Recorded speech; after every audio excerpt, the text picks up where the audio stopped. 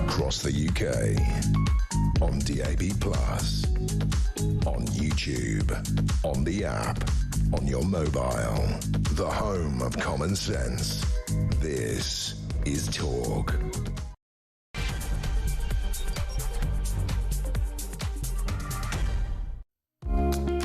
Hello there, it is Petrie here with you for the next couple of hours. This time I've got full makeup on and lipstick. If you weren't watching earlier, you missed a treat. So it is Petrie here with you. And of course, coming up at midnight is your chance to talk back.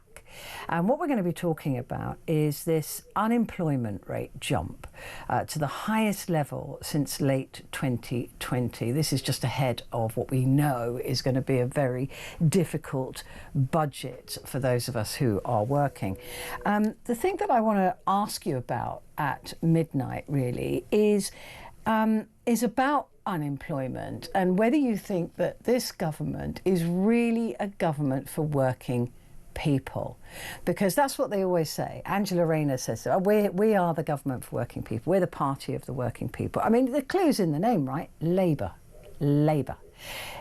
Except we know that those of us who are working are going to be taxed more come the budget in a couple of weeks' time. We know that.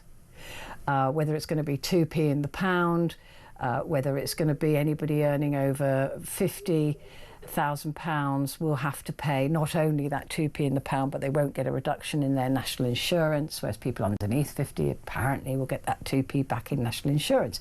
They still will make a fortune because they'll be taxing people who don't pay national insurance, and that of course is people like pensioners. So I want to know if you believe that this government is there for you if you're a working person. Now, they can't define what a working person is. Let me define it for them. Somebody who gets up and goes out and does a job. Now, that could either be somebody who owns a business, that could be a freelancer, that could be me, that could be you, anyone who leaves the house, or these days can work from home, can't they? But anybody who works is a working person, and yet not to this government. They kind of keep trying to fudge it, don't they, and redesign what a working person is, or I don't know. Anyway, that's what a working person is as far as I'm concerned. So if you are a working person, then I would love to hear from you as to whether you believe that this is the government that actually does support you. It certainly doesn't seem to be the government for businesses, and businesses are filled with working people. The people who run those businesses are also working people. The people they employ are definitely working people. But businesses, of course, had to cough up 25 billion in extra tax, if you like, from their national insurance hike less than a year ago. So the outcome of that, these really high unemployment numbers, 5% now, the highest it's been, like I said, since 2020.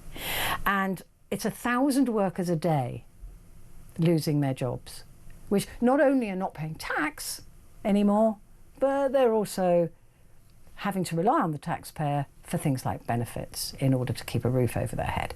So that's a double whammy. So we're not getting money in from them and we're paying money out from them. So that's the situation that we're in. 180,000 jobs gone. And she was warned. Rachel Reeves was warned. She was told that this will put a dampening not only on employing people, but also on keeping the people that were already employed, particularly in areas such as hospitality. So that's where we are, where we're going to be by the 26th of November. I couldn't possibly tell you. Poorer is where we're going to be. So I'm not convinced that this is the government for working people. They're planning on more benefits, not fewer benefits, not cutting the £303 billion a year benefits bill, but adding to it by at least another 3.2 billion. So, oh, and plus the triple lock on pensions as well. So that'll be adding to the 303.3 billion yearly as well. So they're not going to cut that. They're not going to cut spending. They're just going to come back to us for more money. So that's what I want to talk about at midnight. Give me a call, 0344 499 1000. Claire Muldoon returns to us. She's been not well, but she is back with us with a vengeance. So she'll be with us in about 20 minutes time, and then she'll be going through the papers as well, and like I said, talk back at midnight. But right now, let's talk to Dr. Mansoor Sumero. I got it perfectly before the programme. Nice to see you again. How are you? Very well. Good to see you. It's good to see you. Great. Honestly, I had it absolutely perfect, but there you go. Sumro, Future of Work researcher at Teesside University's International Business School and author of The Generalist Advantage, which is really, really interesting philosophy that you have on work. But before we get to it, can we just address this unemployment rate that we're seeing here? And it is only going to get worse as we know technology takes over more and more jobs. But how much of this is down to the last budget, do you believe? Yeah, thank you for having me on the show. So just 2 weeks back, Amazon announced 14,000 job role cuts, which is a huge shakeup for the UK market, right? And if we look at that, a big part of that is due to the AI impact, right? So the efficiency and the productivity that is being aimed at through the technology and the technological change. And part of that can also be explained due to the overhiring that was done during the pandemic. But a big part of this is still the AI influence. Now, if I'm okay to use this term, it's a term that we are using now, which is called as AI offs. So these are layoffs due to artificial intelligence. And what we are seeing is that this trend is going on. And it's increasing, especially in the technology firms, right? So certainly the point that you're addressing, Petrie, in terms of unemployment, it's a major concern. And again, are we talking about job losses? Absolutely, yes. Job crisis, yes. We're talking about job replacement, those kind of things. But the point is that there's also an element of job displacement, and the government needs to do more on that. Right, so which is there are a lot of opportunities that are coming up with the changing pace of artificial intelligence. But how actively are we grasping those in the global market as compared to the United States, for example, as compared to some of the European countries, or as compared to some of the momentum that we see in the Middle East? So the point is that yes, there's an opportunity, but yes, there's an area that needs to be addressed in terms of job employment and unemployment.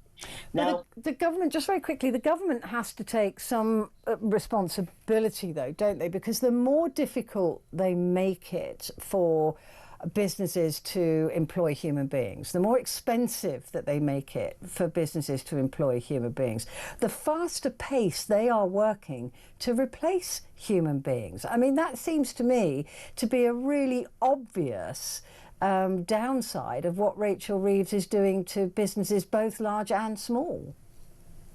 Absolutely, that is an obvious downside. I mean, just looking at the numbers, we were looking at these the latest research numbers last week, and looking at that as part of the future of work research, there are two surprising trends. If I may share that, and they are different than what we have seen in the recent past.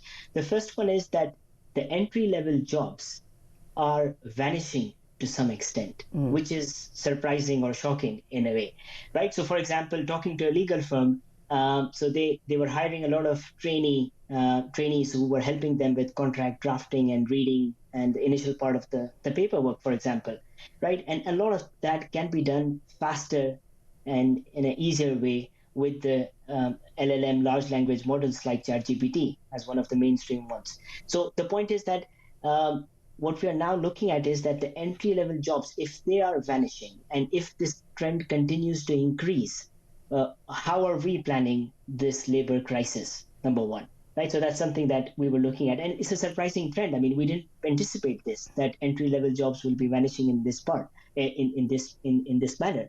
And also, if we look at the senior level positions, there's another trend that we have very recently seen as part of our research is that C-level positions in organizations, both private and multinational and public private enterprises, what we're looking at is that fractional C-level positions are now in high demand. And now, which is another discussion, another debate. But the point is that senior level executives are now looking for part-time placements, and employers and companies are absolutely okay with that, right? So, is that an impact of artificial intelligence? Partly, yes, but partly the world of work is changing. World of work is changing very fast. So, looking at those trends both on the entry level positions as well as the senior level positions, and then given the context that we are looking at, for example, the AI shakeup and AI layoffs. So there's a lot that needs to be done, and a lot of opportunities that we need to capture, but at the same time, a lot of actions that we need to take in terms of the changing pace in the market. But looking at the employment market at the moment, I can see that the government does have some pressure points with this, and not least, of course, that a lot of people are choosing a life of being on benefits because it's more stable. There's a stability there, and I completely understand that. If you want to get your rent paid, or you dipping out and doing a job and then losing that job potentially, or you hating it, or whatever the reasons you don't want to be there anymore, people just don't take that risk, do they? There seems to be a generalised risk of with the employment market at the moment, on the whole. Yeah, so there is an element of risk aversion, but I don't think that's something that has gone up very recently, but that is obvious concern, and that has stayed on, right? But in addition to that, what we're looking at is that so motivation is one thing, as you rightly said, that we're putting them through that comfort zone, and we are advocating, or in other words, we are encouraging that, which is adding to the crisis rather than relieving us from the crisis. But in addition to that, in terms of the government and the initiatives, I think there is a high need for upskilling and reskilling needed to make graduates ready for the current market, right? So even though they are not AI ready, but the point is that, are we ready in terms of the trends that we are looking at in the market internationally, locally, and regionally? So yes, to some extent, yes, we need to work on employee readiness. We need to work on upskilling and reskilling, especially in the given context of artificial intelligence. And on that note, the research that I recently concluded in my book, The Generalist Advantage, is also in the same direction, that there is a high need for generalist skills now as compared to specialist skills in the market. So just to make it easier for your audience, specialist skills is that it's a very linear track, that I'm in sales and then I continue to do sales and then I become vice president in sales and stuff like that. But the point is that now what we are seeing is that organizations are looking for generalist talent. So even though you apply as a graphic designer, so graphic designing is one skill, but what else can you bring to the organization in addition to that? So you may be fantastic at sales, but in addition to sales, do you have an eye for public relations? Now that's the question that the employers are asking now. So from the perspective of skills, what we're looking now is that there's a appreciation for diversity of skills, which is opposite of what we have seen in the last decade, where we have celebrated specialists and experts. I mean, how do you prepare for that? Because if you go the route of university, you will usually do a specific degree in the hope that gives you a specific career path, and likewise if you do work experience and things like that. So how do you train the population to be more generalist? Right. So there are two main ways that I've seen in terms of the study. So I studied close to 2,500 executives over the last 3 years. And what I've seen is that there are two ways to do this, to put it simple. The first way is in terms of education, and the other one is in terms of work experience. So in terms of education is that, can we do or engage graduates and then employees into multiple streams in terms of disciplines and functions? So that's a burden on employers, that normally they look for the same linear track, So you were working for human resources. So the next job that we're looking at is that you should continue with human resources. But if you have stepped on from finance to human resources, so that might raise a few eyebrows. And then we see that in terms of switching between the employers. So the first one is that how can I be an effective generalist is in terms of the different domains and functions and disciplines, right? So which is the education side. So part of that is through courses, universities, and apprenticeships, though they are still very much specialist in nature. But the point is that can we embrace diversity in terms of that? The second one is in terms of work experience. Now, what we have seen is that if you have diversity in terms of different working in different industries, it's a key advantage in the age of artificial intelligence. So you may have, like you're talking about this examples for healthcare at the start, right? So if somebody has worked in a hospital, but then all of a sudden they move to another industry, maybe in aviation or automobile or healthcare, moving from that bank, for example. So we see significant benefits of flexibility and creative thinking as individuals move between different industries. So I think it's time to embrace the diversity of skills, which is the education side, and the other one is the diversity of experiences, which is the work exposure from different industries. Because most people won't start off in a career and that be their only career nowadays, will they? People do move, they do change. There's only people like me who can't do anything else, that literally stay in the same job for their whole lives. Yes. So I remember a friend of mine, he used to be a pilot for one of the leading airplanes in Kuala Lumpur. And then during the time of pandemic, when it was, the planes were grounded for a good part of time.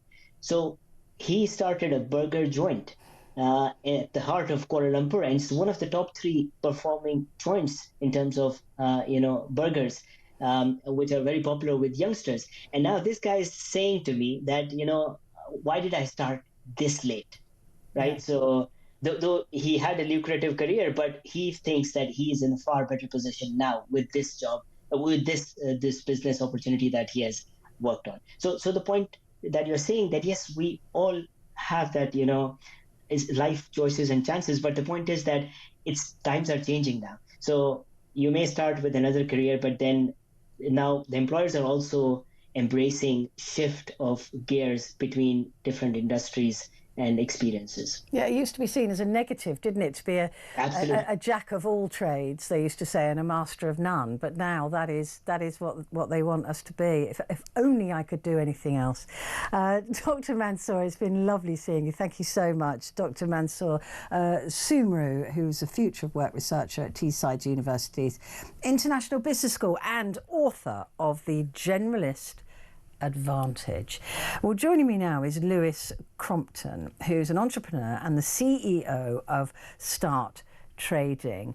Lewis, good to have your company. Thank you very much indeed for joining me. I want to ask you the question that I've asked the audience, and that is Labour, clue is in the name, the party of the working man and woman?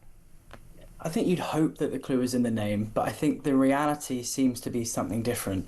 I think most people who are working people, and I loved your definition of what a working person is, feel like they're left with more stress, feel like they're left with financial worry, feel like they're left with financial instability and just general concern, and definitely feel like they're left with less money in their pocket versus more money in their pocket. And the question really has to be, what has this Labour government done to really look after people and allow them to have more money in their pocket and allow them to have that sense of financial peace and stability, rather than this ongoing concern about what will Labour do next and how will that impact me negatively. But I do think it's unfair to fully just attack Labour, who, as a business owner, I feel like they're raiding us for tax left, right and centre. They're not really moving with the times in understanding what inflation is doing to raise different people's forcing of them to pay tax on smaller sums of money really in real terms compared to what their money is actually worth.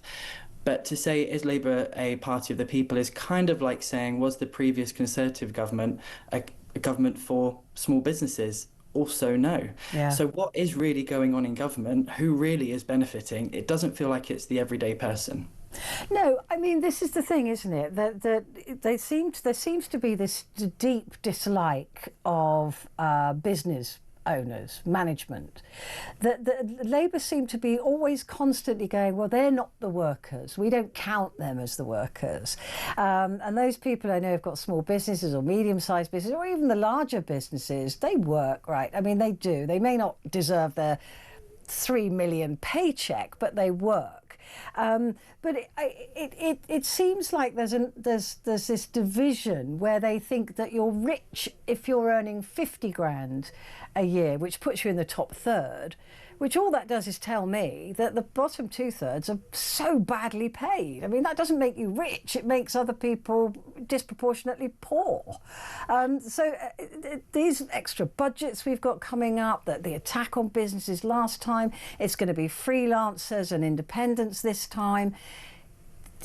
Why do we go to work, right? Why do we go to work? And is it any wonder we have increasing unemployment in the UK? Because where is the incentive? We have a government who themselves play the victim, who say, I've inherited this, I've inherited that problem, without really giving clear structures of how they're going to fix it. And it seems to be getting worse no matter what they do, and it still seems to be somebody else's problem. We have this increasing sense from Labour that they're continuing to move into this nanny state direction, which breeds reliance, not resilience. And one of the things I work really hard to do with people is build financial resilience and financial peace and stability for them. That's what my company does. So if we have a government who are playing victim, who don't seem clear on the direction they want to take, and are leaving the people who they supposedly are meant to be supporting feeling worse off every single month when that paycheck comes in and less of it stays in their pocket, the cost of living is going up, why wouldn't people seek financial security in what you said before of relying on the government?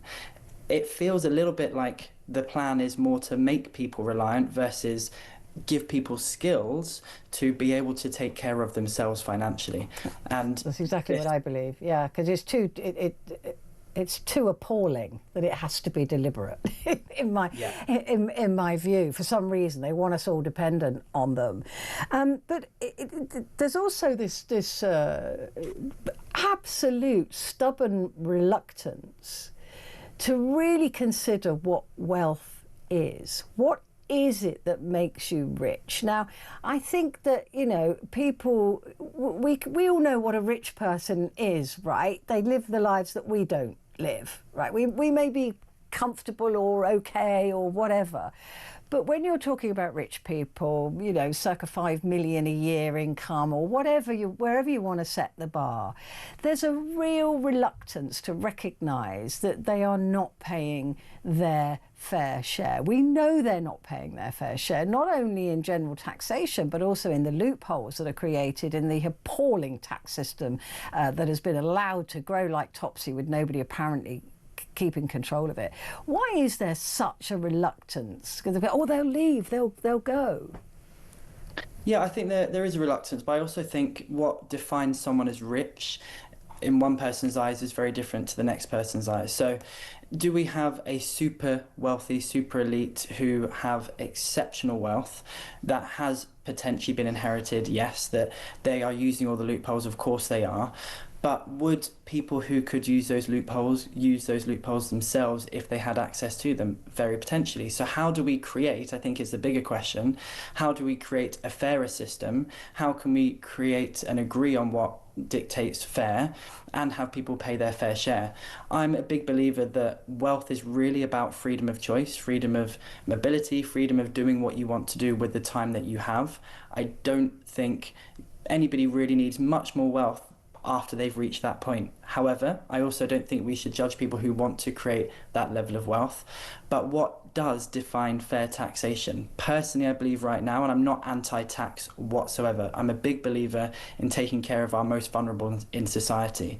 What I'm not a fan of is over-taxation that is brought about by a rhetoric of tax the rich with no understanding really or no agreement of what rich means, because it is subjective, and no real clear direction from the government of who those wealthy people are. Well, at the moment they think it's £46,000 to £50,000, which makes no sense to me. I mean, that's what I'm saying, is that, Yeah. that as a Labour government, a left-leaning government, that isn't the most wealthy. We all know that, right? That's not, that doesn't make you rich.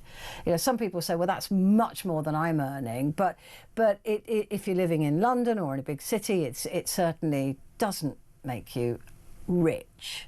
Might make you comfortable, but not rich. So if we know that, why don't they know that? Why are they setting the bar so low? I'll give my honest opinion here because I can't help but do that. But if you categorise people in that bracket as being wealthy, it gives you carte blanche to bring in taxation which impacts people at all. And a larger number of people. Yeah.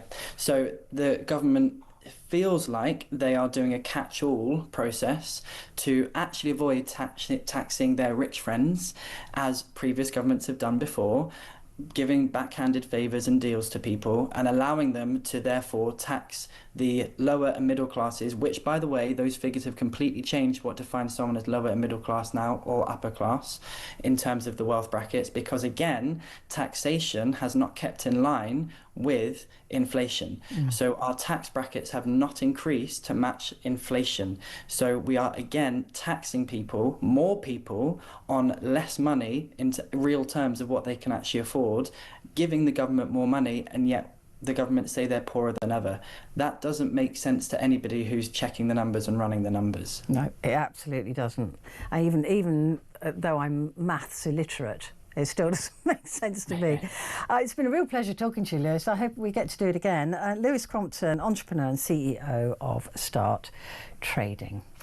Right, quick break. Back in a sec.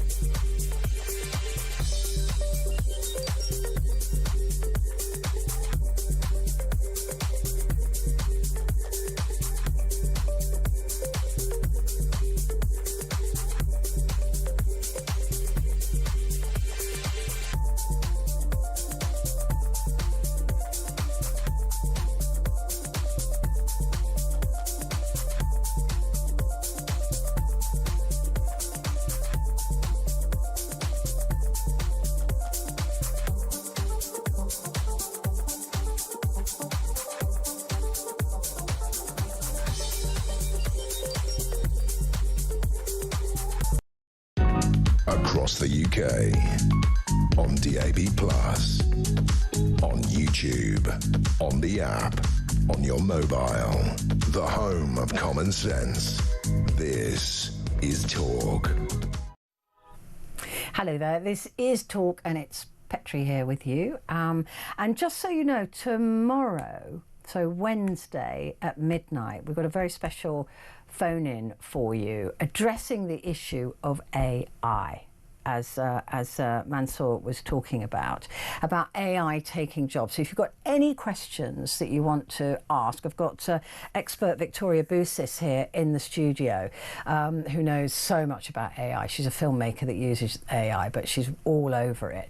So if you've got any sort of questions, you're worried about maybe your job going with AI or anything to do with AI, maybe you're trying to use it and you don't know how to use it, or you want to use it and you're not sure, then we thought it was timely actually to get somebody in, an expert in, who could talk you through those issues. So that's at midnight tomorrow. Victoria Bousis will be here to take your calls. But before that, Claire Muldoon.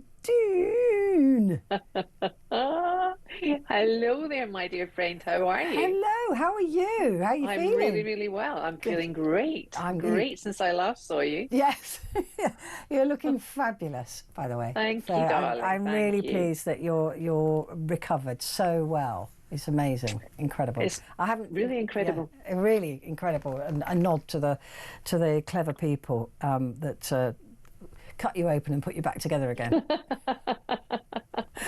Gave me a new heart. Gave you a new heart. I know. Maybe it'll make Yes. you a nicer person. I think it already has, Petrie. I think I'm much kinder now, and I think it's opened this new valve. It's completely opened up everything. I'm so glad. I'm so glad for you. Listen, these unemployment numbers, I've been asking the question, is Labour the government for the working person? It would be helpful if they could define what a working person is to begin with. But do you think that they have got us workers in mind? Absolutely not at all. And it's quite ironic from a party that is called Labour. And when we gave birth to your son and my children, it's called Labour because it's hard work. And definitely this Labour administration just can't even identify, a bracket of taxation that's fair, that's compatible with living, that's compatible with trying to put food on the table, and then also giving people the impetus to work, actually to go out and work. 5% now unemployed of the population, and we haven't seen levels like that since COVID. It's just preposterous. And talk about taxation. One thing that wasn't mentioned by a previous guest, although it might have been, I didn't catch most of it, was fiscal drag. Lots more people will be brought in to taxation, and it's those working people in that middle ground that are going to be squeezed for everything. Council tax might have to go up, income tax will go up. It just seems so unfair. Cost of living still up, and I don't know how on earth the Bank of England are going to rein in inflation and interest rates. So Rachel from accounts has got so much on her desk that I think she's overflowing. Yeah, I mean, the fiscal drag, Lewis did actually mention that more and more people are being dragged into higher and higher tax brackets. And that's tax by stealth, right? That's a dishonest, dishonest tax. Yes. But we also know in a couple of weeks' time that, your car's going to be taxed more. I mean, literally every single bit of cash she can steal off people, she is going to take. She is going to take it all. And how much more can the taxpayer pay? I mean, what do they want from us? Our whole salary, and give us back what benefits in kind? Yeah, I actually think it goes deeper than that, because to take all of that money, what will she do with it? What will she do with it? The tax, the VAT on schools, on private schools, all that money she was going to get from that was going to be put into the state sector for schools. I've not heard Bridget Phillipson say, "Oh, we've managed to employ more teachers. No. We've managed to do this. We've managed to change the rock ceilings and facilitate children not sitting in huts to be taught." Nothing like that from the Department of Education. Nothing.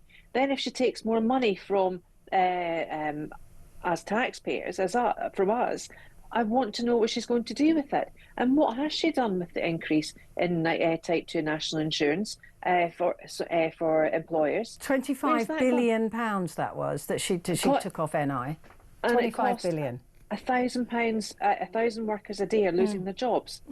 Now, that money, I mean, I'm no politician, I'm no massive big brain or anything, but if the increase in people claiming universal credit, people claiming disability benefits through stress or whatever, then surely that money is going to them, because it's not going to public services, is it? No. And that's the thing, is that I think that most of us, if you said, right, final tax rise, we're going to take 2p extra a pound off you. But if I trusted where that was going, I would be less angry about it. Yeah, because it just seems we're just taxed and taxed and taxed and taxed. And Lewis was saying the same thing. The tax burden now is the highest it's ever been. Yeah. But what do we get? We get less and less the more and more we pay. We give, yeah. Yeah.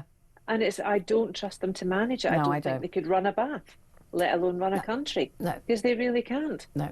I completely agree. And that pre-budget statement that she read out last Tuesday, blaming Brexit, blaming the previous government, mentioning the 22 billion black hole, they were 14 years in opposition, Petrie. They could have come up with solutions. They just don't care. They didn't do their homework. They really don't care. They did not do their homework. No, I just think that it's just easy, isn't it? Nobody's got any new ideas except let's tax people more. That's it. Yeah. That's it. And it's always the middle that's squeezed. To say that between 46,000 and 50,000 makes you wealthy in this country. Yeah, but you're right. But then going from today's papers, right? Pat McFadden has now said that he's going to relook at giving compensation to WASPy women. We don't have the money to do that. No. And well, they're also going to lift the 2-child benefit cap. Well, I agree with that, because I think we have to address child poverty. 1 in 4 living in poverty is just horrific, because that then feeds into lack of education and then a lack of societal growth. What is going to happen then to society when these kids are living in abject poverty, don't go to school, can't get to school, can't get an education? We're going to implode. But there was a statement today that I read as well that said that work is the route out of poverty. It used to always be and education. But they used to say that. They're now saying that's simply not true. Oh, because I suppose if you're pulling in all the benefits that you need to pull in, and you're not taking people who are adverse to risk and they don't want to risk losing those benefits, so they stay on the benefits. It's just awful. It's all wrong, isn't really it? is. Yeah, it doesn't work. It's all wrong. Let's take a quick break, Claire, and when we come back, we'll have a look through the wee papers.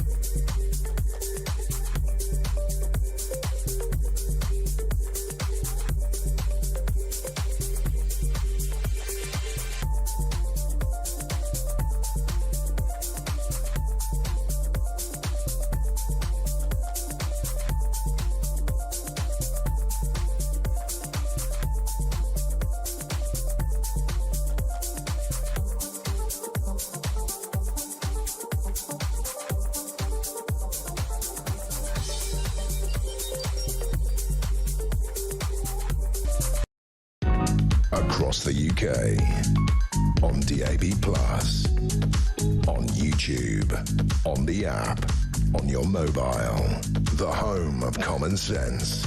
This is Talk. Hello there, you're with Talk and you're with Petrie, and with me is the fabulous Claire Muldoon and the Sun newspaper, Claire, going with I'm a Celebrity. I think it starts again on Sunday? Sunday the 6th, yeah. This Sunday. This Sunday. Do you watch it? Indeed. I do. I love it. It's one of the only reality shows that I actually love. That and Celebrity Traitors was just phenomenal. Amazing. Absolutely phenomenal. Yeah, I haven't watched Get Me Out of Here for a while. Why? In protest? No, I just was a bit bored of it, to be honest. I might give it another go, but I just got a bit bored of it. But this is talking about whinging stars have forced the celebrity chiefs to limit how many Bush Tucker trials that they do. Because they used to get voted to do loads and loads in a row, which was the fun part, right? And now they're refusing to do more than 2 before they're exempt. I mean, I think that's just awful, because that's part of the thing of recognising someone's phobias and then the public voting for them to do specific tasks. It's just and the meanness. But it always worked. It was great. Yeah. It was great TV. I remember Katie Price got. I just was going to say, yeah. She was voted for loads, and there was a few others that. And when they turned up, it was just like, oh God! And we knew they wouldn't get the stars for the camp, so the camp wouldn't eat, and it just added more to the drama, because the dynamic would change when they're all angry, and then there will be, oh, not her again, I really want to do this, or not him again, I really want to get a chance to, go out and do the Bush Tucker trials, because it gave them access to the outside world as well, from meeting Ant and Dec to do them. So I think this is kind of like a bit of a woke slap in the face to us as viewers, us as voters, to get people to do more trials and be Yeah, I mean, maybe they just won't get the votes. So they make a lot of money from those votes, so maybe they'll change it. Who knows? Yeah. But I do think Ant and Dec are brilliant. I love them. I love them. I just wonder who they're going to pick on this year, because I love that one. This is a hello, Prime Minister. So I love the way they just choose one person to really take the mick out. I think they might be choosing the BBC this year. Maybe. Or Rachel from Accounts. Who knows? Right, the Metro. This is a fascinating story. A 5 billion crypto queen jailed 11 years. That's still quite a lot of money a year, isn't it? For a Chinese criminal who fleeced 128,000. I think it was other Chinese. It was Chinese pensions, wasn't it, that she fleeced? And she made a fortune from a laptop. She fled from China. I mean, that's incredible. Tell your viewers and listeners how much money she spent a month in her flat at our house. What was it? £17,000 or something like that. Yeah. I mean, that's extraordinary. For rent. But the cyber criminals, right, have now got their work cut out for them, I think, because security globally has got so sharp, to capture people like this. So that this is the new white-collar crime, I think. Yeah. She made £5 billion. Wonder how much tax she paid on that. Yeah, I suspect none. But yeah, anyway, she's got 11 years, and there was somebody else, wasn't there, that was involved as well, who I think is facing sentencing tomorrow, I think. Financial Times, unemployment increase deals fresh blow to Reeves before crunch budget. I think the fresh blow is to us, isn't it? It's not really to her.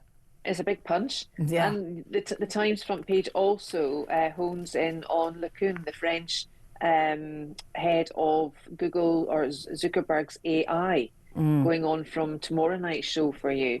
So it's quite an interesting Meta chief there. To quit and launch their own startup. Yeah. That's all we need, isn't it? More AI. The Independent... picture there of the Princess of Wales in a fabulous hat. And then defiant BBC boss, we must fight for our journalism. Departing Director General Tim Davie, he did an all-staff phone call today. I'm so glad I'm no longer at that organisation, having to listen to that. Tim Davie has warned staff about the weaponisation of criticisms of the BBC as it faces $1 billion legal threat from Donald Trump. What do you make of all that? Oh, I think it's the least of their worries, actually, Donald Trump coming after them. But I can sense why he is angered by that, because of the doctored edit on the Panorama show, which is, it's indefensible, really. But, for Turness to go, for Davey to go, and all because of, a lot of it's to do with Prescott's memo. I still like the BBC. I think we need the BBC because they are one of the only broadcasters that has journalists in every corner of the world. I mean, it always was the go-to. I think if we can get back to that, if we can get back to that impartiality, when the problem I think the BBC has had with people like Gary Lineker is where their stars, their talent, has actually become bigger than the BBC, and that's the issue. Yeah, it was always the case as well. If you weren't one of their main stars, you were nothing as well. You were treated like you were nothing. But I was saying this yesterday, that the BBC's unique selling point is trust, that people trust them. And you know that with relationships, once trust is broken, it's almost impossible to get that trust back. It is, but the world of news and output has changed so much over the past 5 years, over the past 2 years. People are moving on to other platforms like YouTube, or independent channels are keeping up. But the problem with independent channels is money and advertisers. And, you know, it's really sad, because I always brought the kids up, as I'm sure you did as well, to you know, look at the news, but try and see it from the broad spectrum of all the papers, of all the news outlets. One night we'd watch ITV, one night we'd watch BBC, then it'd be Channel 4 News, and then it'd be something. And that was the way that they were formed. But now, if I was bringing up children, I just don't know how on earth they could actually form views. No one reads newspapers now. Everyone goes to the Daily Mail app, right, for their news. They get news alerts from certain news outlets, but it's not the same. It's not the same as, you know, sitting around the TV waiting for the big announcements, or it's just gone. And it's that trust, I think, that's gone, because we don't know. We've got false flags, we've got wicker men, we've got bad actors, we've got, you know, a lot going on in the world. And the whole thing about the panorama thing with Trump, it just feeds into his narrative. It really does, of fake news, and that's very, very dangerous. Dangerous. I mean, I've always said that I taught my boy how to think, not what to think. Yeah. And I think those lessons have got to be taught to young people. You've got to teach them how to think, not what to think. It's that practical criticism, isn't it? Yeah, it really is. It's that sitting down with facts. To criticise, to question, everything that you see, which is what we do as journalists, right? Every time I see a story, I'm like, okay, well, I'll see if I can find that somewhere else, or what the opposite of that is. But that's, again, because I was brought up by a journalist. My father was a journalist, and it was the same thing. You're taught how to think, not what to think. Yeah. Let's have a look at the I newspaper. This is a story that you mentioned just a moment ago. Fresh hope for WASPy women as Labour promises to look again at compensation. WASPy campaigners push for 10,000 each of them for 3.6 million women. This was appallingly handled, the whole WASPy thing, from day one. The fact that the pension age was changed and was happening so quickly that these women thought they were going to retire at 60, and then they couldn't retire until 65. So they had, you know, a 5-year gap. Was it not 62? Oh, it might have been 62 actually. But so they had a 2-year gap where they had to carry on working. They weren't expecting to. And didn't get a pension. Do you think they're deserving of a pension? No. Of this money? No. No, I don't think, because in March 2024, the Ombudsman ruled for level 4 compensation, but that in itself is not legally binding. So that was fine. I think that was more a case of, we've heard your case, you know, we've listened to you, and in our view, we think, you know, you're due some compensation. But it's very hard for us all at the moment to live, right? These women were told in advance that they would not be, they'd be at risk for 2 years. So they could have made extra provision, right? But the truth was they didn't. Go back to 1945 when my mother was born. She worked part-time. She was never encouraged to pay the big stamp, as it was called then. So she was always contracted out of the major big pension. So she was left with practically nothing, right, at pension. She's now 80. She's living, she's comfortable, but, you know, it's not the point. And I mean, we don't know when we're going to blooming well retire now, do we? No. I mean, can you imagine AI of us talking about beavers every night? I don't think AI. I mean, I just don't think. In fact, you can ask your expert tomorrow night if we could be AIs. I'm Bods sure and we stuff could like that. be. I think that would be. I don't think. Imagine unleashing that. Unleashing Petrie and Claire AI talking about beavers. I think that's what the world wants. I think. No, I don't. It might not necessarily be what they want. It's what they need. But it's what they need. It's what they need. We know that. Let's have a look at the Telegraph. Tim Davie on the front there. Yeah. I find him incredibly arrogant. I think he's been arrogant really from day one. But we are the very best of society. Mm. I think the problem is that they don't represent across society. Well, that's the problem. I think the BBC have become very liberal elitist, and I think that's a major danger. And I think even Trump, notwithstanding Panorama, but you know, when you think of Hugh Edwards, you think of Jimmy Savile, you think of Rolf Harris, all of that, right? And we thought, oh, it's the BBC. Oh, then the transgender issues with women, and you know, the framing of certain sects of society. It just fed into this trope of, well, you know, we're down with the kids now, and this is the way that we think everyone should be thinking. I go back to arrogance. Unadulterated. We're the arrogance. best, and we know the best, and that's not true at all. You know, when you think of what the BBC can offer, Radio 1, 2, 3, 4, and all the other radio stations that they have, iPlayer, all the films on there, you've got access to everything. It's still cheaper than a Netflix or a Sky subscription. Even if it's £181 a year, it might be going up to. It's still value for money. I agree. The dramas are amazing. Celebrity Traitors was definitely worth it, and that got people actually sitting in front of a television set.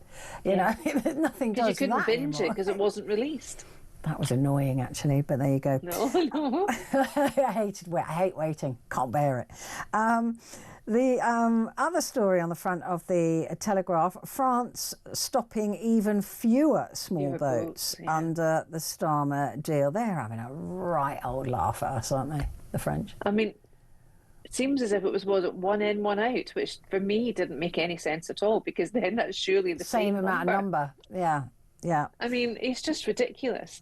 And also in the front page of the Telegraph, I think it's worth mentioning, the head of the NHS tells hospitals to defy the 5-day doctor strike that's due to start on Friday.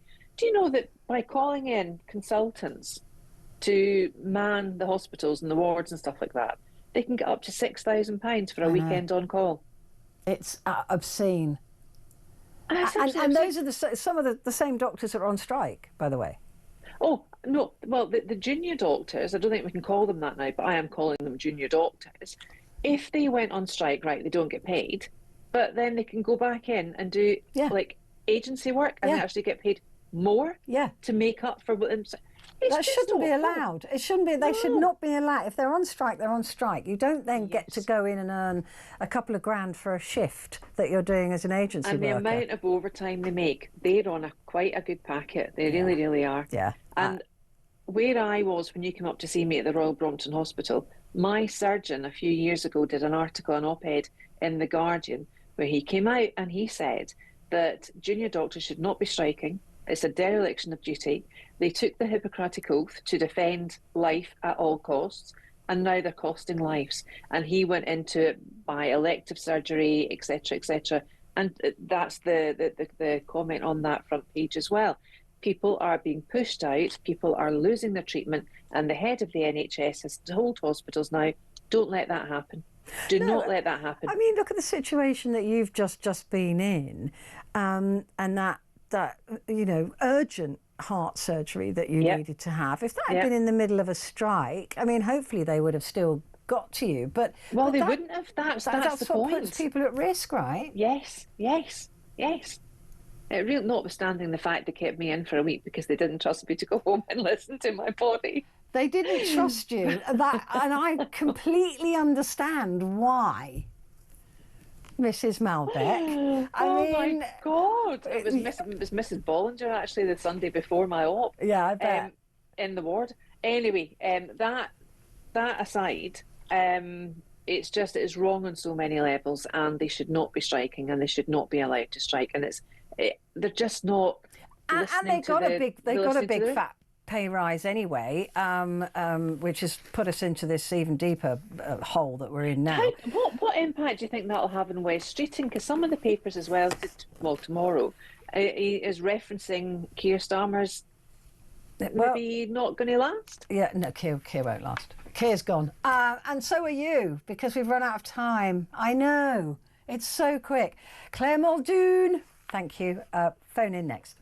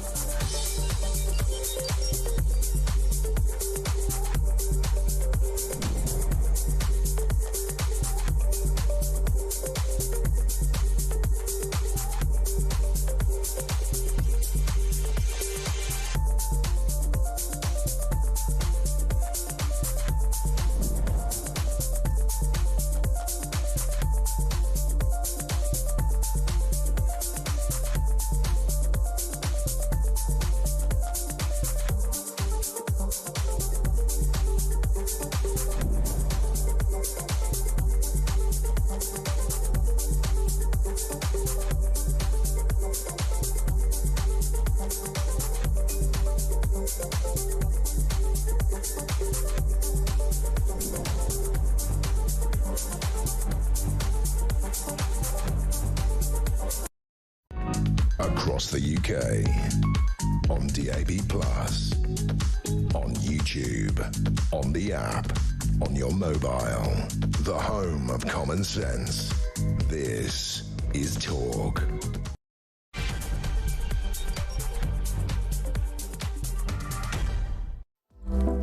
Hello there, good morning to you. It is Petrie here with you for the next hour, and this is your chance to talk back. So I hope you take the opportunity, because we're talking about unemployment and we're talking about this Labour government. And what I want to know from you is a couple of things. First of all, is this Labour government the party of the working person? Now, first of all, you'd have to define that, and they found that really difficult to define, didn't they? But like I said, for the sake of this hour, I think it's anybody who actually does something and gets paid for it. That to me is that is the only definition you need of a working person. So if you do something, and in return for that something that you do, you get paid for it, that I think is possibly the only definition that we need, really, for what is a working person. And that includes CEOs, that includes managers, that includes business owners. They are working people. So by that definition, I think it is probably safe to say that this government is not on the side of working people. Certainly with the tax that's coming up, she said, Rachel said, I won't be taxing working people. No VAT, no national insurance, no tax, no income tax. Well, it's going to happen. We know it's going to happen. She's already warned us. She wanted us to hear her loud and clear. We did, and it's coming. So we're going to be taxed more. She's not going to cut spending. So we're having to support her spending spree. And she's already spent a lot of money. She got 40 billion in the last budget. 40 billion. Once in a Parliament budget, she said she wasn't going to come back for more. But I said at the time, she'll just say that everything's changed. It's all changed now. It's all different. And that's exactly what she's saying. Oh, it's a different landscape now. Well, we knew she was going to do that. And she'll do it again. You know, I won't do it again. This will be the last one. Yeah, right. Until the next one. So I'm saying I don't think this is a government for working people. You may think differently. So there's going to be more benefits, and we're going to have to pay for those. Now, that happens to be the two-child cap, and of course an increase in pension with the triple lock. We also see that the public sector, those that really don't make money, they just spend it. Their wages have gone up 6.6%. In the private sector, it's 4.4%. The last time we saw that disparity was, again, under a Labour government, where they then, because the unemployment numbers were going up, as indeed they are now, they then expand the public sector. So they can drag people into the public sector who, again, are not making money, they're just spending money, and then the taxpayer has to pay their wages. That's how it works. The public sector is paid for by you and me, those who don't work in the public sector. And before you say, yes, well, we pay tax in the public sector. Yes, you do. So for every £10 we give you, you give us £1.50 back. Still costing us a lot of money, right? So, I mean, that was I don't know whether that maths works, by the way. That was just an example. Probably doesn't work. But if you are working in the public sector and you're paying tax, we're still paying all of your wages. The taxpayer is. And I suppose to some degree you could say that you're part of that. But if they expand the public sector to take account of the numbers of people that are unemployed, it's just costing the country more. And the public sector is also, I mean, I don't want to be rude. There's probably loads of you that work in the public sector, but look at the incompetence of local councils. I'm sorry, it's just incompetent. I don't know those your CEOs are earning an absolute fortune. They're earning more than the Prime Minister, and they couldn't run a bath. You know, I mean, they really can't. We're having to pay more. We'll have to pay more in council tax to cover up for the absolute incompetence of most of that's going on. I mean, we just looked at Brighton Council, who's in debt, massive amounts of debt, spending money on zebra crossings. Or they're not zebra, are they? They're rainbow crossings, which is a lovely thing to have. I'm not saying that we shouldn't have lovely, colourful rainbow zebra crossings, but that's a nice to have, isn't it? If you've got spare cash hanging about. The fact that that was done, it just again shows incompetence and a total lack of respect for the taxpayer, in my view. So, what is it like, this is the other question I want to ask you, to be unemployed? Because we're seeing 1,000 people a day lose their job. And as I said before in this programme, that's 1,000 people who were paying tax, no longer paying tax, and also coming to the taxpayer to support them while they find another job. And hopefully they do find another job. So it's a double whammy. 180,000 people are now unemployed since the beginning, extra are unemployed now since the beginning of this Labour government. 180,000 people who are no longer paying tax, who are no longer part of the system. And the benefits bill, £303.3 billion in the year 24-25, set to grow. It's only going one way, that benefits bill. £303.3 billion a year. Pensions make up most of that, or a good deal of that, 142 billion, nearly half of it. 142 billion, and that's obviously, we know pensions go up with the triple lock as well. So it's only the working people that are left who can fund this, right? But how much more are we going to have to pay? And should these things be cut? Is it time for Labour to say, actually, we are going to protect working people rather than not working people? Because not everybody who's on those benefits needs those benefits. Not everybody. So I want to hear from you. Do you believe that Labour is the party for working people? Do you believe that we should pay more tax, or do you want to see some spending cuts? Do you want to see some housekeeping, some proper housekeeping by this government? More benefits means more tax to pay for that. And while we're at it, if you are unemployed, how difficult is it to get a job?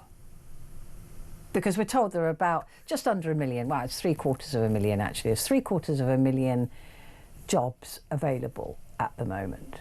But I suppose it depends where they are, what they are. Is it easy to get out of being unemployed, or is it just easier? I think it's probably easier to stay risk-free and stay in the benefits system. Once you're in it and you've taken all those weeks to fill in the forms or whatever it is you have to do, you get your money, and then you just think, right, well, I might as well just stay here now because everything's paid. I'm all right. You know, I'm not gonna be buying a Lamborghini, but I'm fine. You know. Is it more difficult? Is it difficult to get off that, to get out of that system? Give me a call. I'd love to hear from you on this. 0344 499 1000. And we have to mention as well the number of jobs that are now falling to AI. And the more that this or any other government makes it expensive to employ human beings, makes it difficult to get rid of human beings you've accidentally employed who are rubbish at their job, all of those things means they're speeding up these companies are speeding up their application of AI, because AI doesn't get sick, and AI doesn't take bereavement leave, and AI isn't late into the office, and AI is free, or as close as, damn it. You don't have to pay national insurance for it, do you? So all of that is speeding up the process as well of us being replaced. I'd love to hear from you on this, because the way we're going, we're all going to be unemployed soon. 0344 499 1000, or we might think, what's the point in working? What's the point in working? Send me a message as well. Put the word talk and send your message to 87222. Let me speak now to Kevin, who's in Hull. Just moving my paperwork off the faders. Right, hello, Kevin. Good morning, Petrie. How are you? Well, I didn't expect to come on the show so early, but it's okay. I faked it as an asthma attack. Oh, no. Yeah, it's me. Sorry. Right, Kevin. You've just recently lost your job, is that right? Yeah, I've become unemployed at the age of 59, yes. That's tough. It's very tough at the moment, yeah. It's £13 a day, or 180 and change a fortnight. That's the unemployment, that's job seekers allowance, is it? That's correct, yes. Yeah. Sorry about that. Yeah, so I've been online and going and getting some interviews, but the basic thing is bus fare there and back is £6. To go and sign on is £6, but they say, coming in and we'll give you a credit of £6, but it's going to take me £6 to come and see you to get a £6 donation for a bus fare for an interview. You know, it's very heart destroying. I've had the internet shut off, and go to your local job club. It's not called that now. That's another £6. You know, luckily for me, the wife is working, but bless her, all her wages are just paying the bills now. Yeah. You know, and they're saying, claim for PIP. Yeah, I can claim for PIP. I've got a bad hip, bad knee. I've got blood flow problems to my left leg. I can't walk far. But I'm so bloody stubborn because I've worked all my life and I don't want to be in this position. No, of course not. Know. So what job were you doing? Most of my life, I spent 40 years plus in accident repair on cars, vans, Right. etc. Right. And I got laid off just before lockdown. And while in lockdown, the only job, and I did manage to get a job in lockdown, and that was for a care home, a mental care home with challenging behaviour, which was challenging to say the least. And you've been laid off from that job? Yes. I mean, why? I thought we were desperate for care workers. Yeah.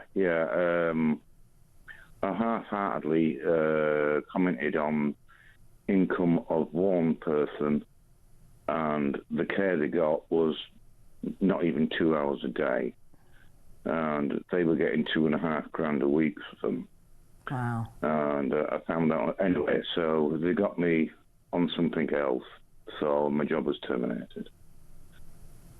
And will that affect you getting another job? Are they refusing a reference and stuff like that?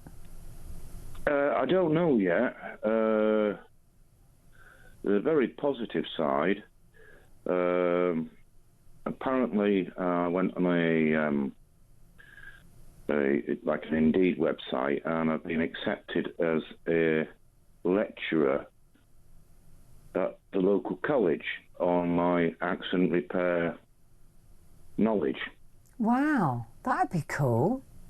Yeah, but it's backfiring all the time because they needed a birth certificate. I got it fast-tracked. I sent it to them on the 3rd of the 10th. I got an email today saying it's been from the birth and certificates office. It's been sent back to us. And I checked the address, and the address is right. So to get SP, it cost me £40. Now it's cost me another £8. I mean, it's only small change to most people. It's cost me another £8. No, that's a lot coming out of your, what was it, 18 Yeah. quid a day? 13. 13 quid a day. Oh, okay. So it's been SP'd and it should arrive tomorrow. And the thing is, it's the time. I spoke to the head of Hull College, and he said, "You got the job." But going through like agency, it's taking too much time, and I'm really, really worried they're going to actually give it to somebody else. And I know within myself I'd be perfect for the job. My years of experience and knowledge is phenomenal. You know, I did actually solve a murder for Birmingham police on my knowledge of paints. Really? Yeah. Oh, a long time ago. When Jill Dando did Crime Watch. Yeah. Yeah. It was a car that the guy killed a prostitute, a lady of the night, and an old lady who was a bit of a curtain twitcher saw him come out of a cul-de-sac. But at night time, the car was bright orange, and I worked for Ford, and they said, because I was one of the main paint guys, why we don't do a bright orange? And I says, I know. I says, I know what it is. And he says, what? I says, it's metameric. What it is the old days, lamppost lights were sodium lights. You know, the yellow tinge? Yeah. And with European paints, in Europe, they had standard white lights. Now, as the pigments in the paint under sodium lights, a red car would glow, would be orange under lamppost lights. That's really interesting. Yeah. So basically, I told Birmingham police to go around every body shop that has European paints, DuPont, Alton, Weinberg, Spyzecker, all these. Anyway, they traced a car of this. It was Ford Sierra that had a repaint, and it was done with European paint. But unfortunately for the guy, he paid by card. So that's how they got him. Wow. Oh, I love stuff like that. That's amazing. Listen, I'd just get in touch with the college and say you're having that things are a bit slow, but you're keen and you're ready to go. The guy rang me, head of the department, but I don't have his number, so I might have to dig around. That'd be easy enough to find. Speak to him and just say I'm dead keen. Yeah. The interesting thing is that the guy that will be above me if I got the job was an apprentice when I was serving as a painter. No. Yeah. Oh, that's nice as well. So he'll remember you. Well, yeah, he probably will. Will he like you? That is the problem. Yeah. It was the old jokes that go to the secretary and say, I need a pair of fallopian tubes. Yeah. Or a long stand. A long stand or a panel beater's clip, yeah, which was usually a clip round the ear. Yeah. All those old things. All the old jokes.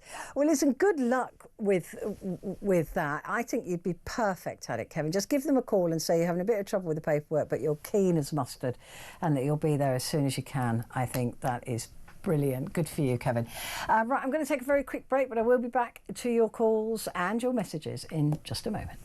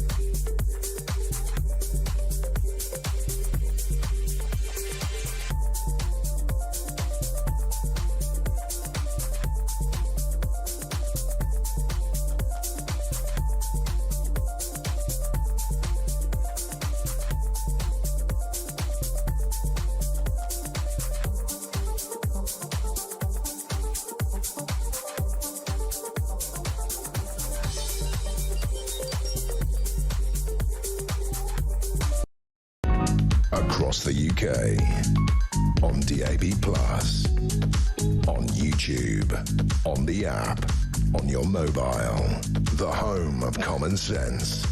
This is Talk. Hello there, good morning to you. This is Talk and it's your chance to talk back. And I want to know from you if you still believe, if you ever did, that the Labour Party or Labour government is indeed the party of the working man and woman. Because I don't think they're displaying any of that right now. It seems that if you're working, you're penalised, and they can't even tell you what a working person is, and they think that somebody who is earning over 46 grand is considered wealthy. And listen, I know that's a decent salary, right? I'm not knocking it. I'm not saying it's nothing, but what I'm saying is that if they think that if that's the top third of earners, or that's where the top third of earners starts, it means that everybody else is really badly paid in this country.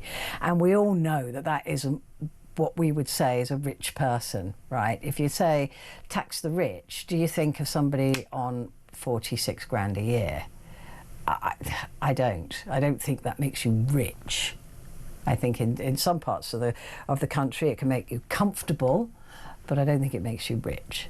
But according to this lot, that makes you rich. Loads of messages coming in. Andrew says, when was the last time the Labour Party were the party for the working class? I can't answer that. I don't know. Nye Bevan? Straight after the Second World War, maybe? You know, I think that was probably it. Simon says, I was born in the 60s, grew up in the 70s and started working in the 80s. In those days, it was very clear. Working class people tended to vote Labour and professional people voted Conservative. I'm a member of the Tory party looking to stand in the next council elections in 2027. It seems to me that the well-off now tend to vote for socialist parties, either because they're doing well and want others to benefit, or because they want to virtue signal. The working class seem to vote either Conservative or something slightly more right-wing like Reform.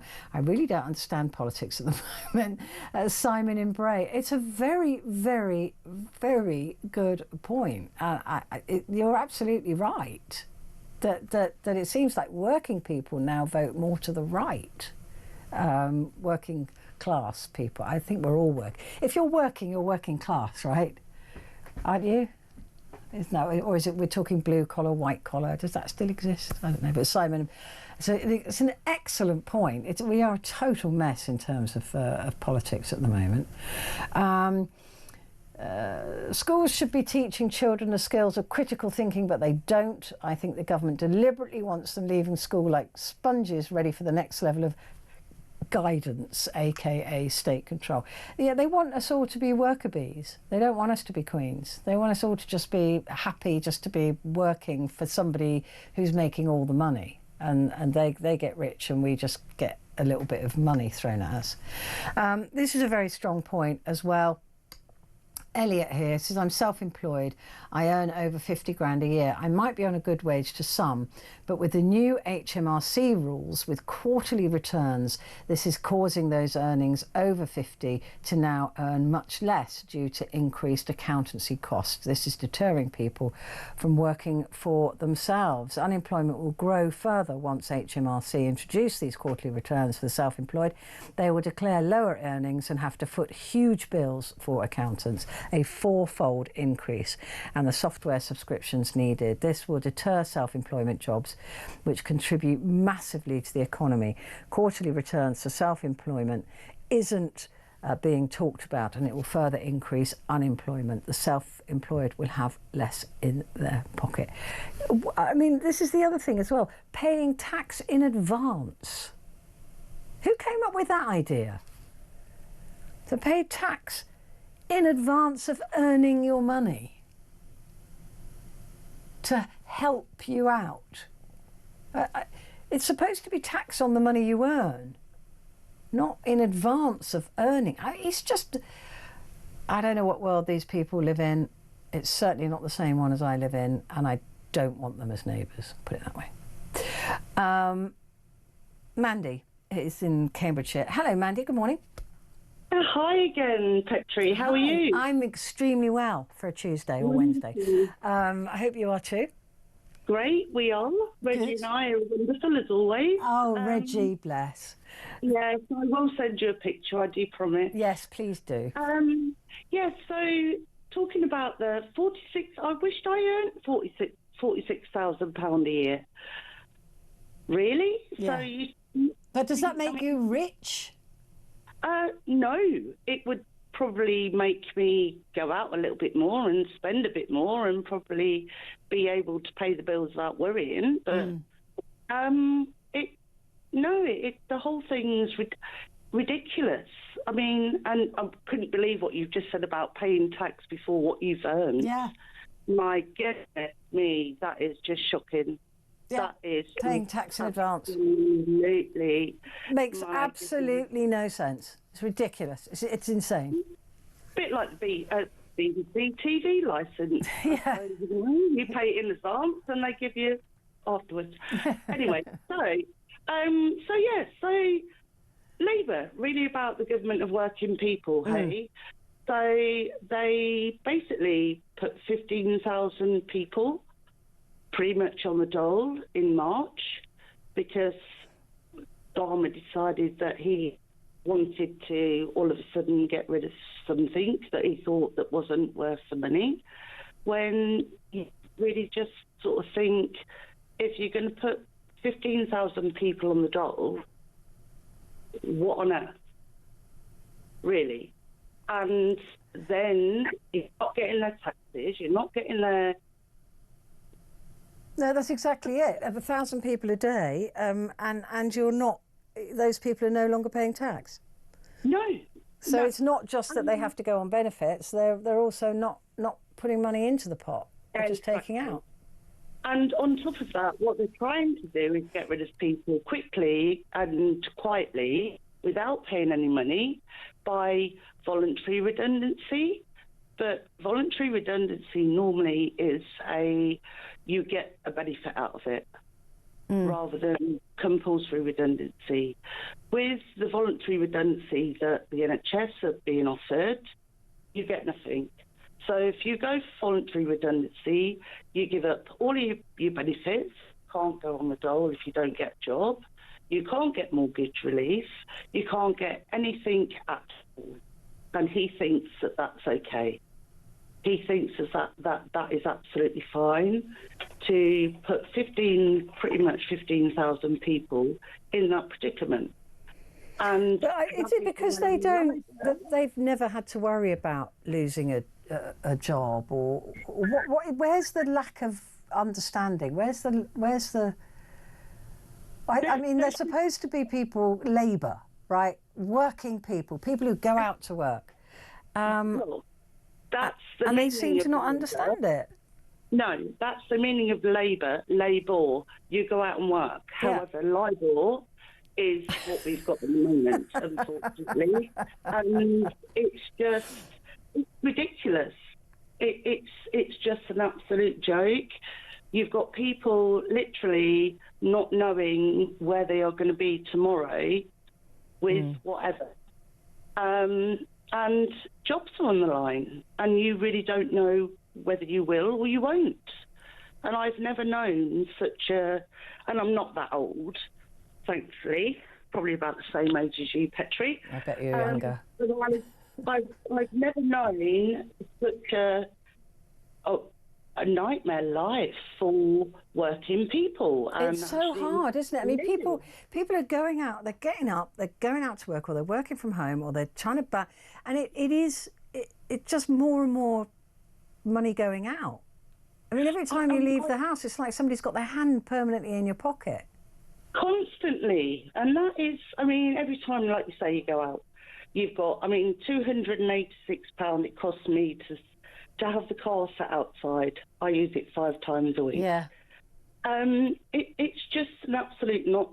You just sort of think you pay on that, you've already paid... Yeah, parking permits to park outside your own house, even though you pay council tax. right? Yeah.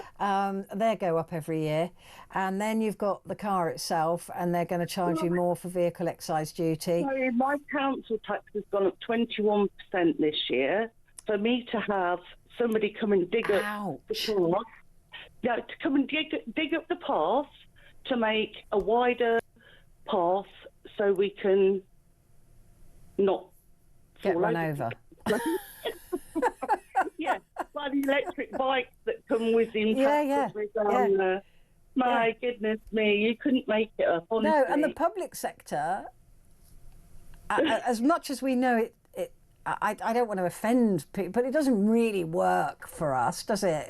And you know, they get pay rises.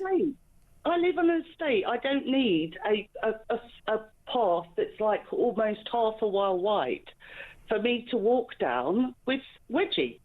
It's like I say, it's the whole thing's. But these things are nice to have. They're not. If you're broke, they're not urgent, right? If you're broke and you're living in your flat or your house, you don't build an extension if you're broke, right? You just don't do it. So I don't know why councils think when they're going to have to come back to us for more money, they do these nice to have things rather than just do what you're supposed to do: keep the lights on, keep the rubbish picked up, and take care of social care. I'll probably go to my friend Angie and say that's the 3 mile rule.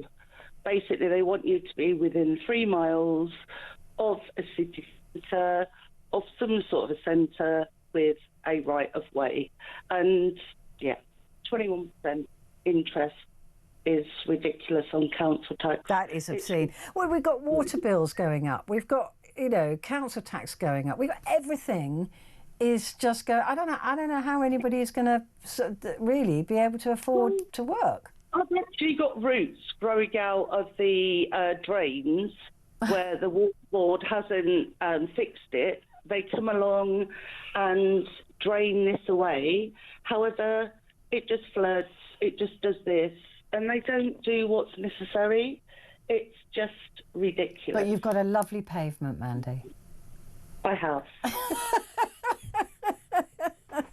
For little Reggie's feet. Send me a picture of Reggie. Mandy, lovely to talk to you. I've got to take a quick break, but I will be back in just a moment.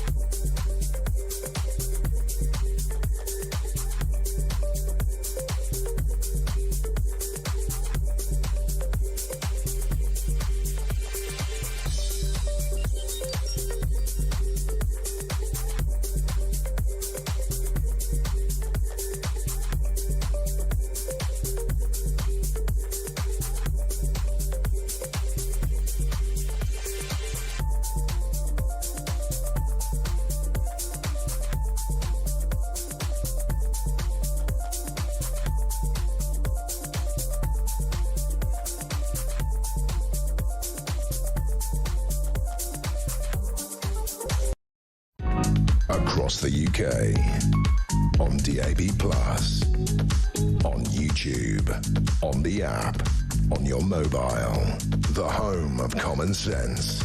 This is Talk. Hello, good morning. This is Talk, and this is Talk Back with me, Petrie.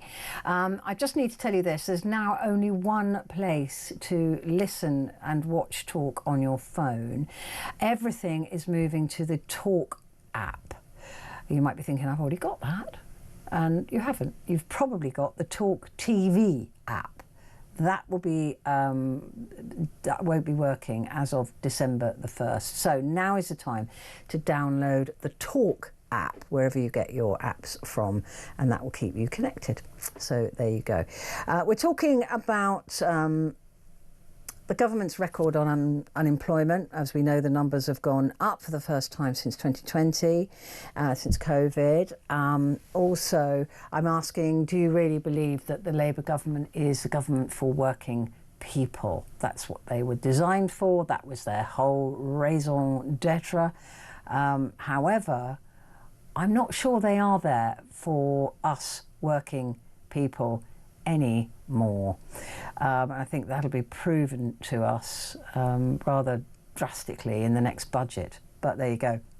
Lee said, definitely not a government for working people.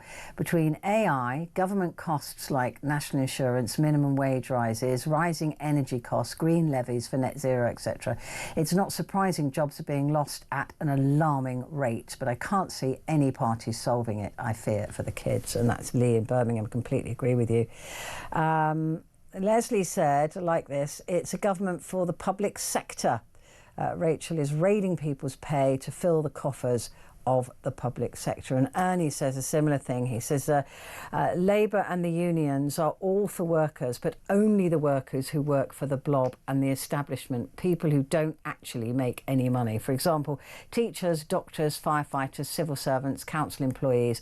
But small businesses, bricklayers, roofers, carpenters, electricians, engineers, shop workers, entrepreneurs, the backbone of this country, who are all workers, get robbed by socialist governments because they can't control us, yet we are the ones that put bread on their tables. And to be honest, Ernie, build the tables they put their breads on.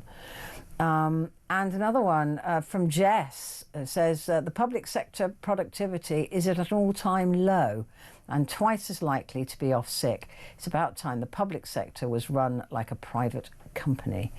Yeah, the public sector getting 6.6% pay rise, whilst in the private sector, so it's always been the same, hasn't it? Private sector 4.4. And of course, the public sector get their big fat pensions, which we don't get. Right, Dale, a new caller from Essex. Hello, good morning to you. Nice to hear from you. Hello, Lon, you all right? Yeah, I'm good, thank you. Yeah. So, Dale, you've chosen unemployment and the Labour government to be your first call. Why?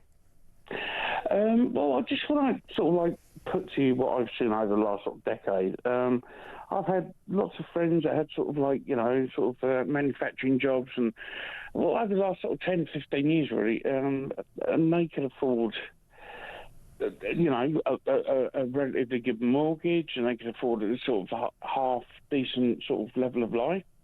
They can afford to go out and do things, take their children places and that. And a lot of these people now, I find, you know, they're struggling. A lot of my friends now have lost certain jobs and they've had to take minimum wage jobs. And I find that they're having to claim benefits to make up their money. And these are people that are in full-time employment. So that's disgusting. That really makes me mad. Employment, and you need to claim benefits. Anyone that goes to work full-time, as far as I'm concerned, should be in a position where the options in life are open to them. They can afford to buy a home. They can afford to take their children to nice places. They can afford to, you know, do the things in life that you should be able to do if you're employed. But most of the people I know, and this isn't even a joke, most of the people I know now are living literally paycheck to paycheck, and they're just about surviving. And it's just sickening. It really is.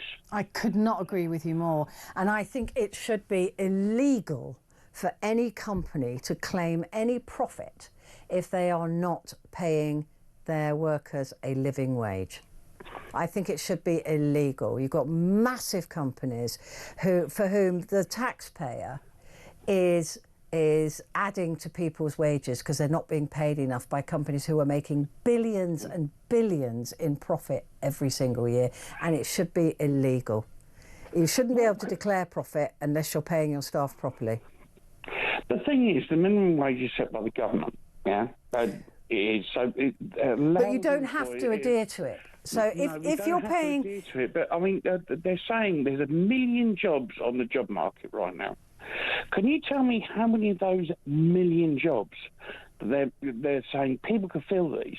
Yeah, how many of these 1 million jobs would pay someone substantial enough wage to be able to create a life for themselves and their family, I bet personally it's less than, well, I was going to say 10%. I bet it's less than 5% of those jobs on the market can actually pay a wage where these people can actually have a life for themselves and afford a mortgage and raise a family. And everyone's wondering why no one's having kids anymore.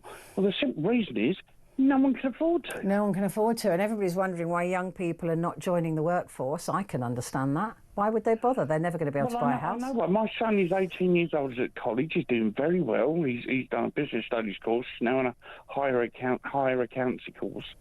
He can't even get a job. He has made about 150 applications because all he wants to do is work and build up his money, because obviously he's taking his driving lessons, and he wants to pass his test, and he wants to buy a car, which I'll help him with, and everything else. But he's literally put in over 150 applications, and this is not a joke.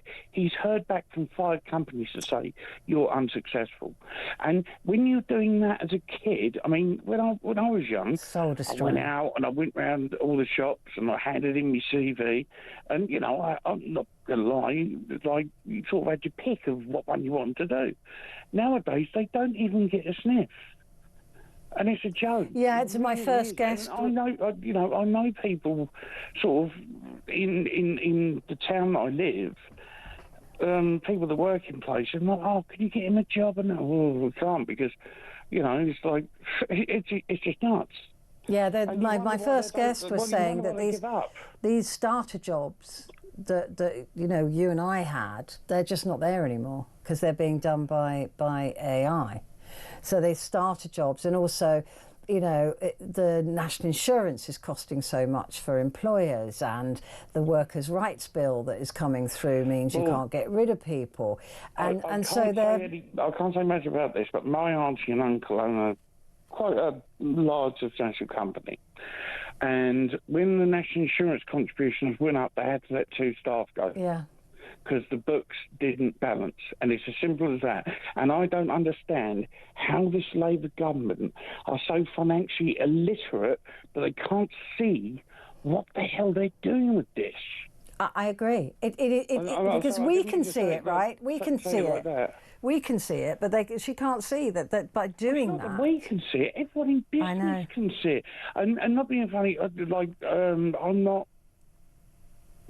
I'm not huge on reform. I'm not, personally, all right? But if I had a choice between the parties we have now, I'm afraid the next election, I will vote reform, because I don't know what else to do, because I need to use my vote, but I'm not going to vote for Labour. I'm not going to vote for Conservative, because they're 2 sides of the same bloody coin, basically. And, you know... The only problem with... One of the main problems, though, with reform is, and I can't ever get past this, is their wish to sell off the NHS. Absolutely. And I completely agree with you. They want to go for privatised healthcare. Yeah. And look at the state of America. I mean, it's in a dire state. I do understand that, but there's no one else out there that's willing to say, right, enough is enough. And it's not just, you know, these people that come over in the boats and that's what they're focusing on, and that is not the main problem. No, I mean, I have to say that Farage the other day, was it today or yesterday, I can't remember, it was probably today, was talking about self-employed people and small businesses, and he made a lot of very sensible, you know, even a stop clock can be right twice a day, can't it? But I mean, I watched that and I thought, actually, you know, credit where it's due, those were really sensible suggestions by reform. Reform is 50% of it is good, 50% of it makes sense, and the other 50% of it is lunacy. Yeah, I agree. Dale, I completely agree. And you find yourself going, no, I can't do it. What Labour have done, I didn't technically vote. I've been Labour. I've been a union man my whole life until I unfortunately had to give up work. But I can't vote for Labour anymore. No way. It is not the party for working people. I don't know who it's for. They're just not the party for people. Yeah. Full stop. You know, what they've done to the farmers, what they've done to... That's true. Just everything. They've literally come in and they've decimated... They've taken a wrecking... It feels like they've taken a wrecking ball, doesn't it? But, I mean, it's hard to look at one thing, everything. and see if We they've done thought any the good. Tories were bad, and they were terrible. I'm not going to lie. No, they were shocking. Absolutely terrible. Terrible. Right? And then everyone's had to vote Labour because you can't do that anymore. Labour have come in and made an even bigger mess.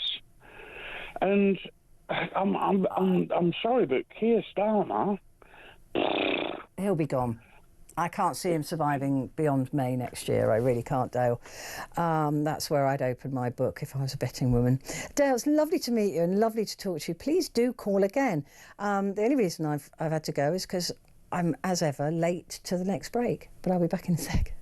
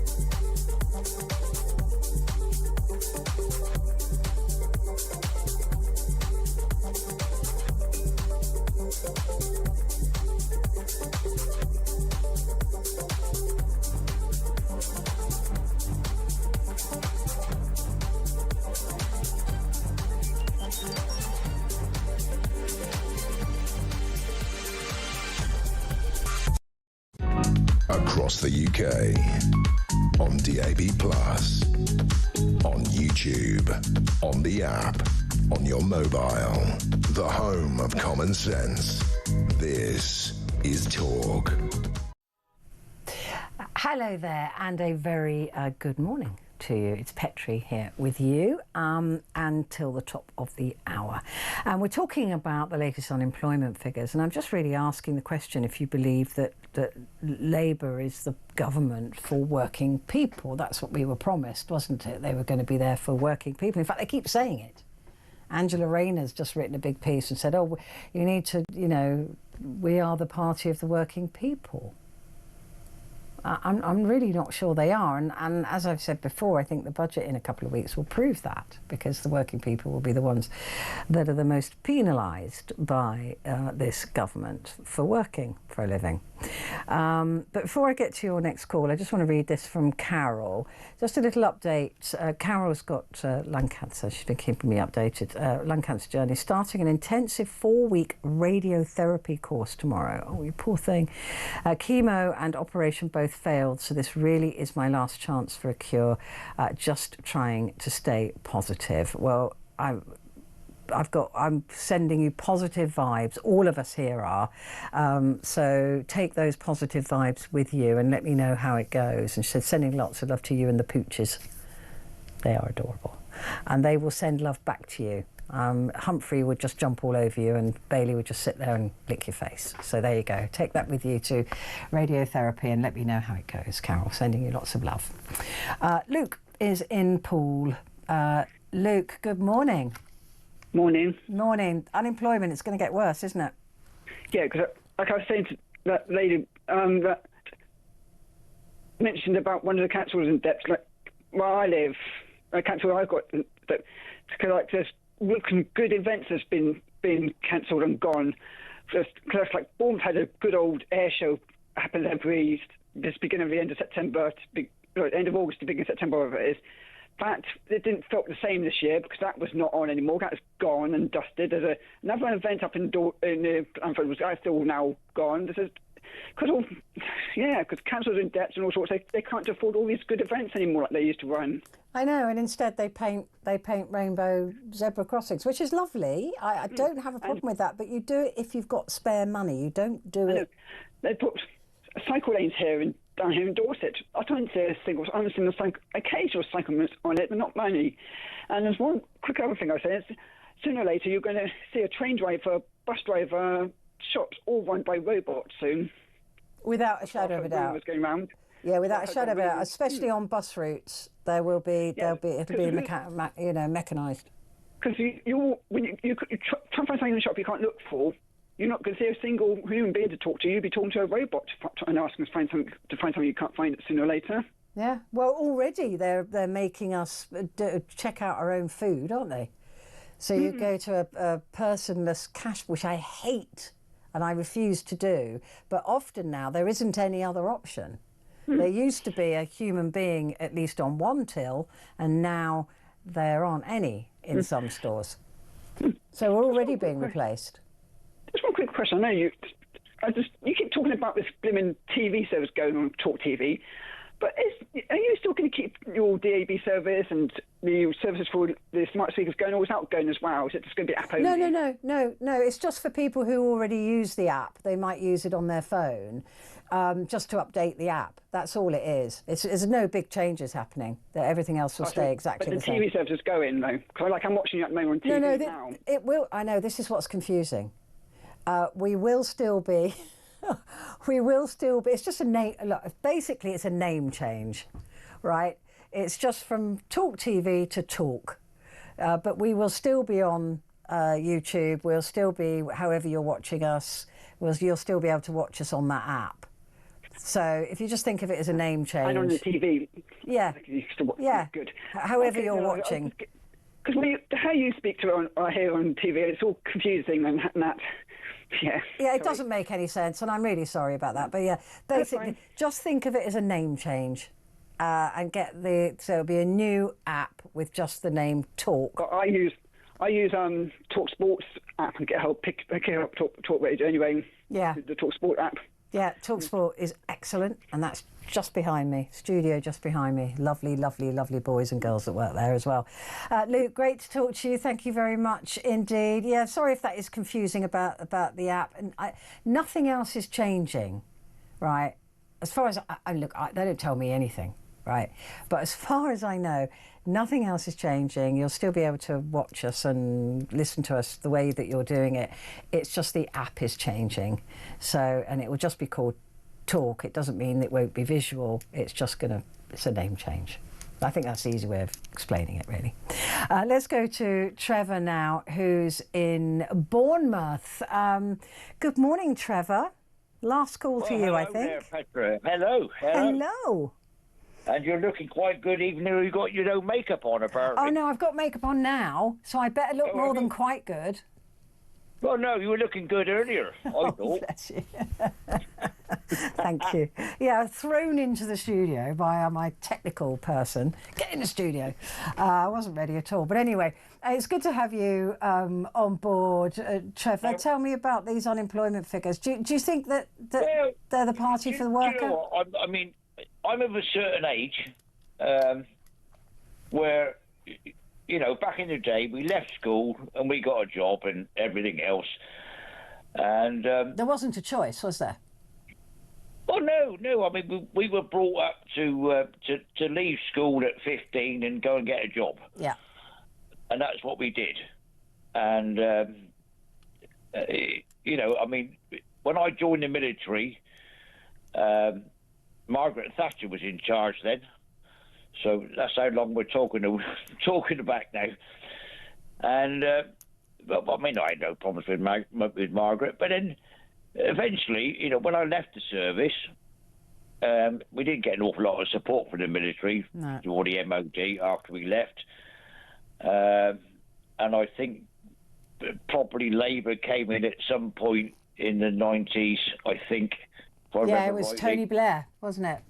Yeah, and now he was absolutely useless. He took us into Iraq and God knows what. Yeah, he did. I wouldn't trust Labour at all. I'm